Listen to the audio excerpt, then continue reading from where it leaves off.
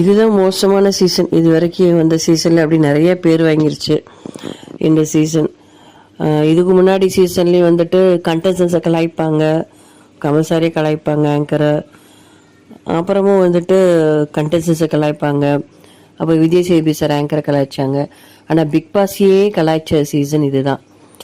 நானுமே ஃபீல் பண்ணியிருக்கேன். Big pass ரொம்ப ஒன் ஆஃப் த கண்டஸ்டன்ட் மாதிரி இவங்ககிட்ட ரொம்ப இறங்கி பேசிட்டு கவுண்ட்ரு கொடுத்துட்டு நிறைய அன்னெசரியான நேரத்தில் அதுவே அவர் மேலே கொஞ்சம் மரியாதை குறைஞ்ச மாதிரி ஆயிடுச்சு கண்டஸ்டன்ட் மத்தியில் ஆக்சுவலாக.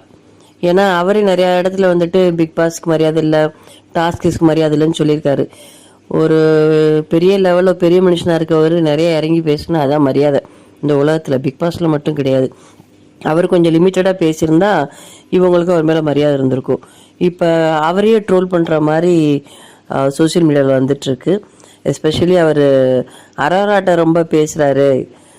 அவர் வந்து அரோராவோட சப்ஸ்கிரைபராக இருப்பார் அவர் அரோராவோட சேனலுக்கு அப்படின்ற அளவுக்கு அவரை ட்ரோல் பண்ணுற மாதிரி ஆயிடுச்சு. ஸோ இந்த வீடியோ உங்களுக்கு பிடிச்சிருந்துச்சி அப்படின்னா மறக்காமல் சப்ஸ்கிரைப் பண்ணுங்கள், லைக் பண்ணுங்கள், கமெண்ட் பண்ணுங்கள்.